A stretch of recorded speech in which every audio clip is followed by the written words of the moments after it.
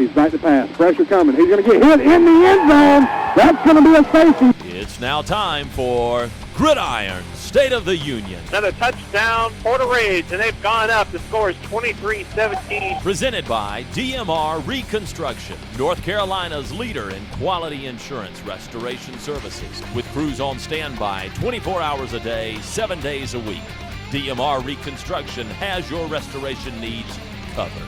Give them a call at 704-327-4028. He's going to hand it off to Byram. Byram on the right-hand side. He's going to be into the end zone. Touchdown, Monroe. Gridiron State of the Union is your insider's look each week into Union County High School football.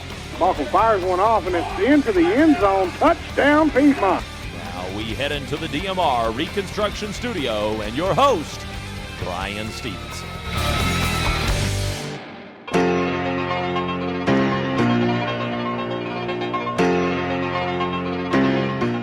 Conference champions have been crowned, but none of that matters this week. Hello, everyone, and welcome to a very special playoff edition of Gridiron State of the Union. I'm your host, Brian Stevenson. We have breaking news as we start tonight.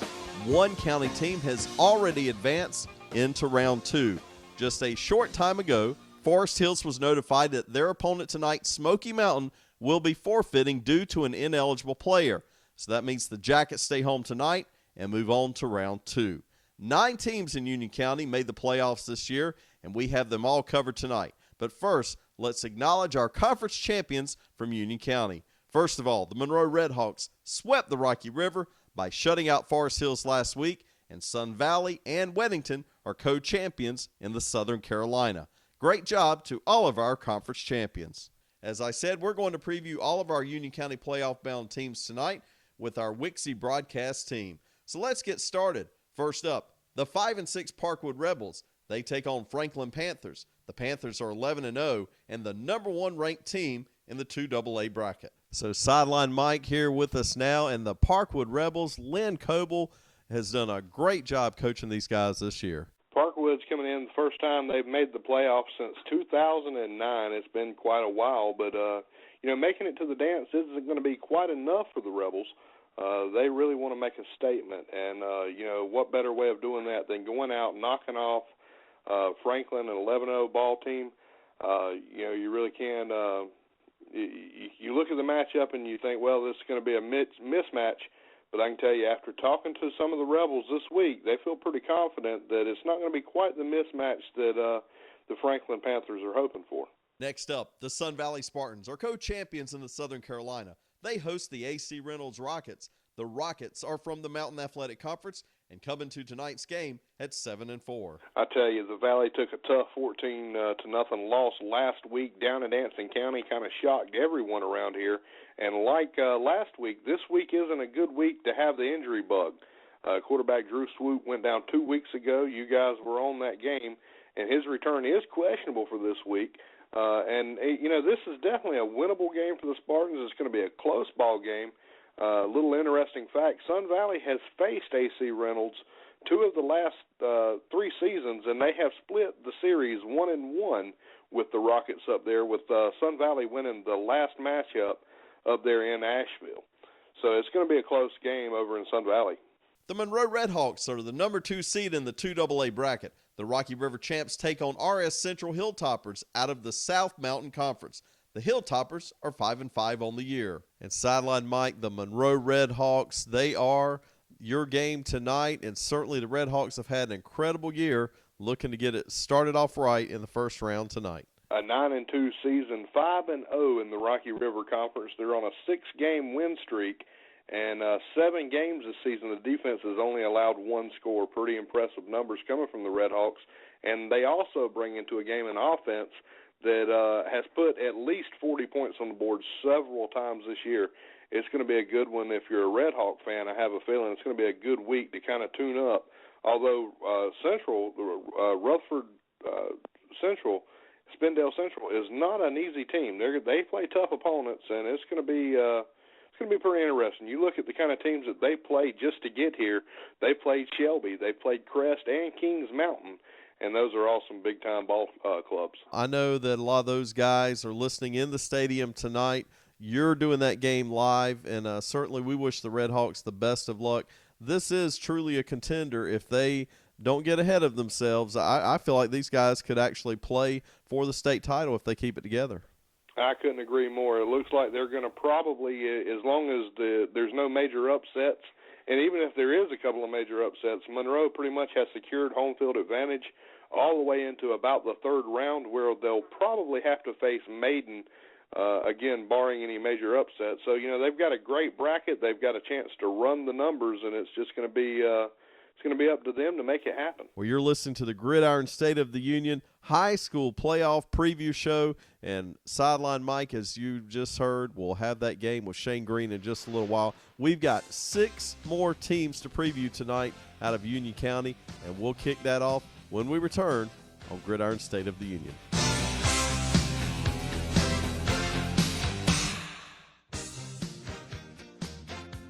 Hey folks, Shane here. If any of you have ever played high school football, the number one thing you want to do is win the game. You're going to find yourself in the red zone on occasion. That's that final 20-yard stretch between you and 7 points, or between you and a victory, or between you and a defeat. Now, you're only as good as your quarterback. So let's imagine that damage to your home is the red zone. You got fire damage, water, wind, or mold damage.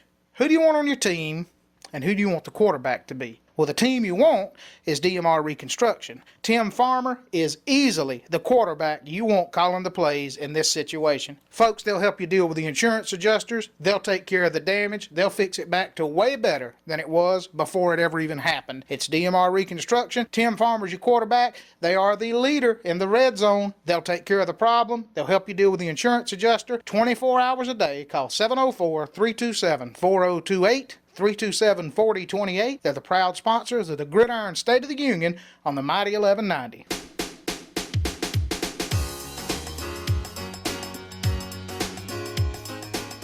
Welcome back to Gridiron State of the Union. Time to continue our special playoff edition. Shane Green joins me now for this segment. The Weddington Warriors are 9-2 and will host the 7-4 Ledford Panthers from the Mid-Piedmont Conference. We are talking about the Weddington Warriors, certainly one of the best teams in Union County all year, Shane. Yeah, Weddington's had a killer year. They impressed me early in the year. They had a very well-balanced football team. That was the first thing I noticed about them, was they're just as good defensively as they are offensively. Tim Carson's done a great job with the Warriors. Everybody stepped up and played really good football, and Weddington and Monroe were 2 of my preseason picks to possibly go the farthest this year, and it looks like it may come true. The Piedmont Panthers are traveling all the way to Waynesville tonight. They take on the Tuscola Mountaineers. The Mountaineers are 8-3.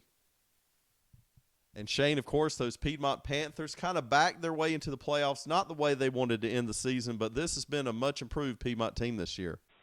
Yeah, they have. They've been much improved. The way we had it figured when they played last week, if they could have won that Cuthbertson game, they might have had at least a first-round home game and would have looked better going into the playoffs. But still, it worked out all right for them. As you said, they started the year strong. They didn't end the year up as good. I think they were 2-3 in the conference. But still, improvement for Piedmont, certainly a tougher football team than they've been in years recent past.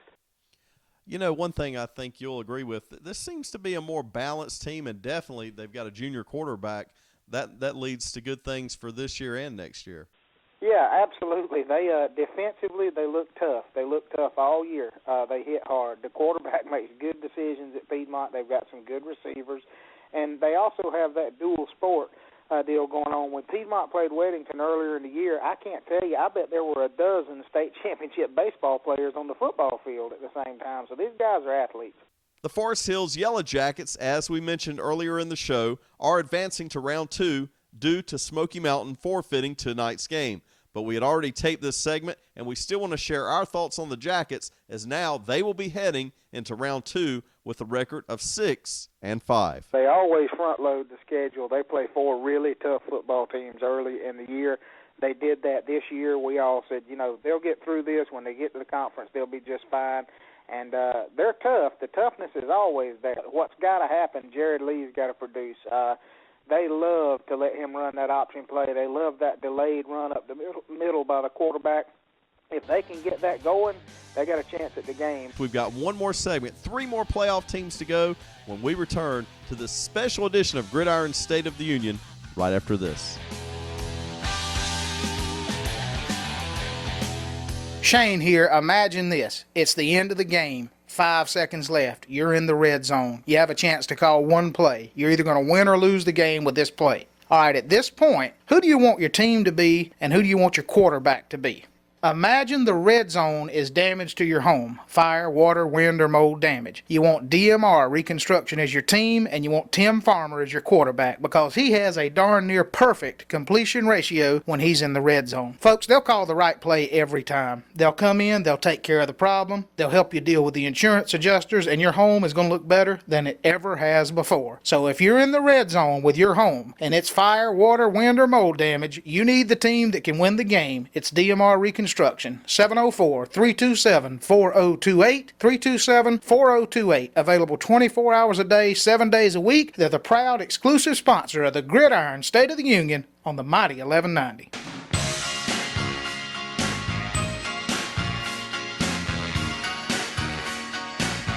Welcome back to Gridiron State of the Union.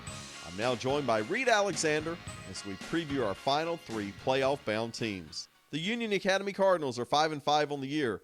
Tonight they have a rematch with the Yadkin Valley Conference member South Stanley, who was 3-8 on the year. So Reed Alexander's here, and let's talk about those Union Academy Cardinals. You and I had them the first game of the season against Parkwood, and not a bad year, 5-5 overall for Coach Brad Hoover in his first season. Anytime you can make it into the playoffs, especially as a first-year coach, you're starting off on a very good foot. And that's something that Brad Hoover, I know he wanted to do when he came into the season, is continue and build on the success that Union Academy has been seeing. Because, it's a long process to build a program.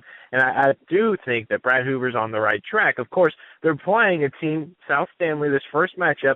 They beat them earlier in the season, so you want to say that they're going to get past the first round.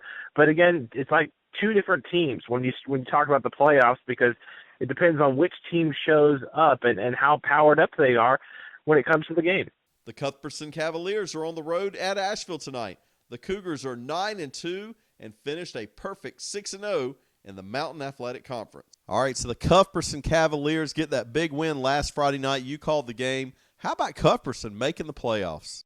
I know we thought big things were coming for Cuthbertson because it's another team that had a brand new coach. They started 2-0, but then they went on a little bit of a losing streak. And that losing streak, it was hard for them to overcome, but once they did, they started to define the team. We saw some really strong defensive performances coming out of Cuthbertson when they played Sun Valley. They kept Albert Funderburg relatively under control. He's a powerhouse running back. It's hard to really keep him under control, but they did a good job.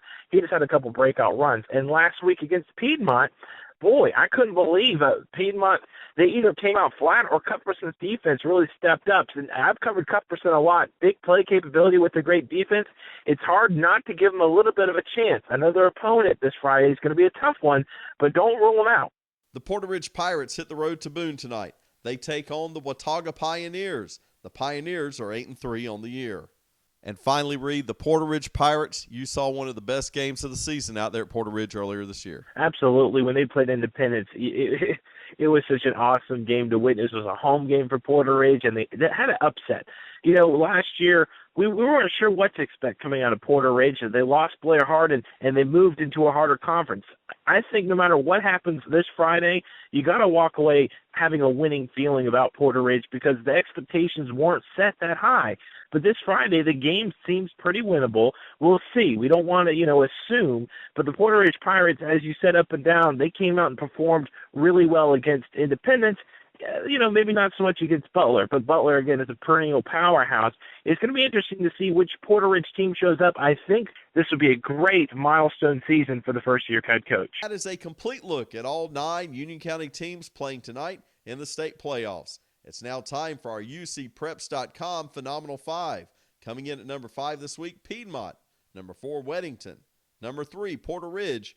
Number 2, Sun Valley. And number 1 in the UCPreps.com Phenomenal 5, the Monroe Redhawks. Time for extra points. In my extra points tonight, I simply like to congratulate each of the Union County teams making the playoffs. It has been a long road from the first day of August until now. We are rooting for Union County to bring home at least one state title by early December.